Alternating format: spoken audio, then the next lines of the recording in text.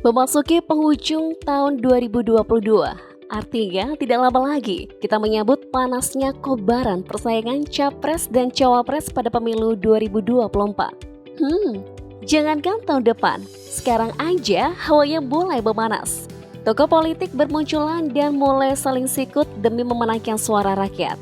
Untuk sementara, Gubernur Jawa Tengah Ganjar Pranowo menjadi calon presiden yang paling banyak dipilih oleh Gen Z, yakni 28,1% versi survei Litbang Kompas, berdasarkan artikel terbit 2 November 2022. Tentu saja sosok Pak Ganjar bisa mempengaruhi kemenangan partai yang menaunginya. Pantaskah Ganjar Pranowo jadi pemimpin di negeri ini? Mari kita kenali sosoknya.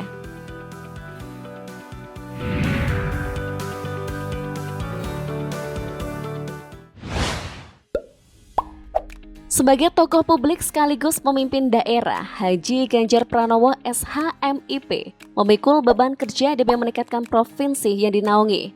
Memikirkan ide dan hal brilian demi kemajuan Jawa Tengah tentu membuatnya harus mampu menyeimbangkan pikul pekerjaan dengan kesehatan. Bersepeda jadi hobi yang sampai saat ini jadi rutinitasnya, sekaligus sebagai upaya unik yang dilakukan untuk menyapa masyarakat. Kepandaian Ganjar dalam menyapa ternyata tidak semudah menaklukkan wanita. Melalui kanal YouTube The Hermansyah, Ganjar Pranowo mengaku pernah 3 kali ditolak cewek sewaktu KKN. Ketika kuliah, semua cewek yang ia taksir menolaknya, sebab kala masih mahasiswa ia sangat berantakan. Saya itu 3 kali naksir cewek ditolak. Orang yang beda? Enggak dong, Kirain yang sama. ditolak. Hanya Siti Atiko yang mampu menerima Ganjar sepenuh hati. Siti Atiko jadi pacar pertama, begitu juga sebaliknya. Jalinan kasih mereka berlangsung selama 5 tahun dan akhirnya memutuskan untuk menikah.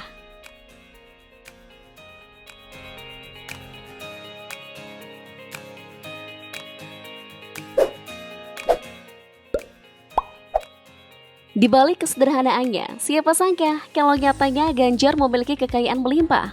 Sebagai politisi partai PDIP, ia diharuskan untuk melaporkan besaran kekayaan yang ia miliki di LHKPN KPK per 31 Desember 2021. Ganjar memiliki kekayaan 11,7 miliar rupiah, terdiri dari tanah dan bangunan di beberapa kota. Total 2,6 miliar rupiah. Nissan Tiana minibus tahun 2013 senilai 200 juta rupiah. Mitsubishi Pajero Sport tahun 2018 senilai 535 juta rupiah. Toyota Crown tahun 2008 senilai 190 juta rupiah. Hyundai Ioniq EV Signature AT tahun 2021 senilai 620 juta rupiah. Selain 4 mobil, Ganjar Pranowo juga memiliki 2 buah sepeda motor, di antaranya VR Scooter tahun 2018 seharga 10 juta rupiah. Kawasaki ER6N tahun 2012 seharga 65 juta rupiah. Masih ada harta bergerak lainnya senilai 705,8 juta rupiah. Serta kas dan setara kas senilai 6,8 miliar rupiah. Dari kekayaan yang ia miliki, Ganjar tercatat tidak memiliki utang.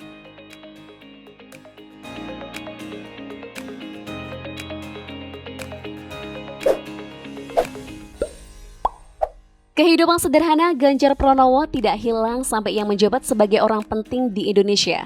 Pria yang lahir di Karanganyar, Jawa Tengah, 28 Oktober 1968 ini sukses menjabat 2 periode sejak memimpin Jawa Tengah 23 Agustus 2013. Tentu saja berkat keberhasilannya memegang amanah rakyat, di mana ia pernah duduk sebagai anggota Dewan Perwakilan Rakyat dari fraksi PDIP periode 2004 hingga 2009 dan 2009 hingga 2013.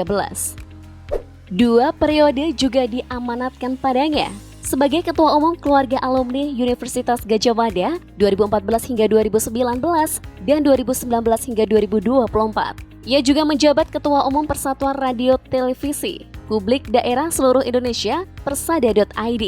Jiwa kepemimpinan memang telah tertanam dalam dirinya sedari dulu.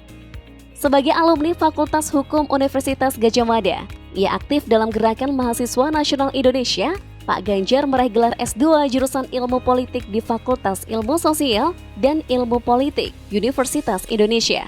Nah, berkat GMNI dan sangat mengagumi Soekarno, Ganjar ikut mendukung Megawati dan berkarir politik lewat Partai PDIP yang dipimpin oleh Megawati Soekarno Putri.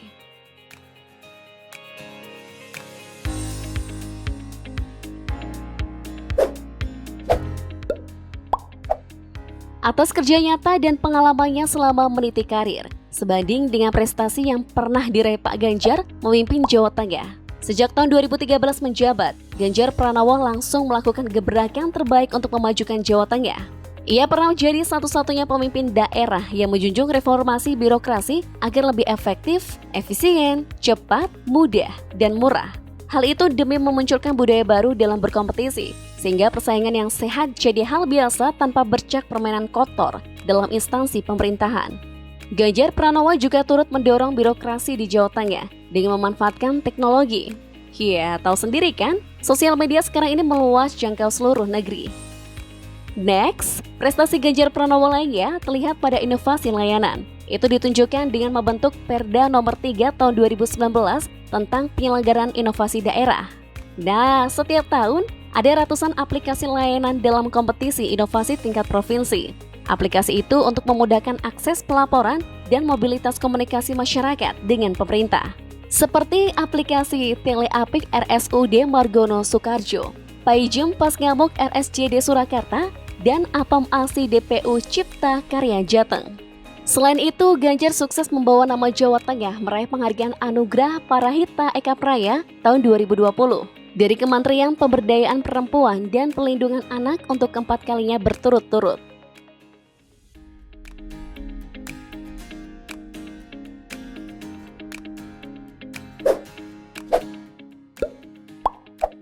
Dari sederet prestasi yang diraih Ganjar Pranowo tak dilalui dengan cara mulus.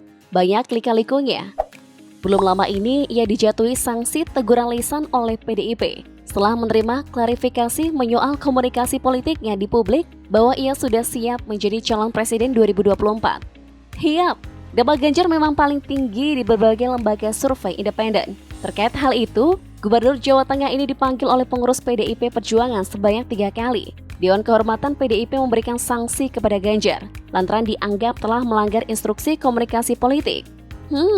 Urusan Capres dan Cawapres memang sejatinya ditentukan oleh Ketum PDI Perjuangan, Megawati Soekarno Putri. So, harus menunggu dulu bagaimana keputusan Ibu Ketum. Tapi bukan kali ini saja loh. Kontroversi dirinya juga terjadi setahun sebelumnya, ketika kebijakan Ganjar Pranowo justru mendapatkan kritikan. Jateng di rumah saja selama 2 hari, 6 hingga 7 Februari 2021. Tak seluruhnya bisa dilakukan warga. Seperti pekerja di sektor esensial menolak kebijakan itu. Imbasnya, ada beberapa yang mengirim karangan bunga sebagai bentuk penolakan mereka. Tahun 2017, Ganjar Pranowo juga sempat heboh tuh, usai menerbitkan surat izin bernomor 661-1/4/2017 tentang penambangan PT Semen Indonesia di Rembang. Ganjar Pranowo langsung banjir gugatan dari berbagai pihak. Soalnya, ia mengizinkan pembangunan pabrik semen di Rembang. Sementara tahun 2019, pernyataan via podcast Deddy Corbuzier benar-benar mengejutkan. Dia mengatakan bahwa menonton film biru adalah hal wajar dan tak jadi masalah jika ditonton oleh mereka yang sudah dewasa. Kalau saya nonton film porno itu salah saya di mana? Nggak, salah saya di mana kalau saya nonton gambar porno? Film porno, ya kan? Saya udah dewasa, punya istri. Budayawan Jawa Tengah Timur Sinar Suprabana menilai hal itu sangatlah tidak etis. Menurut kamu wajar gak nih? Apakah sosok Pak Ganjar juga termasuk favorit kalian untuk menjadi orang nomor 1 di negeri ini?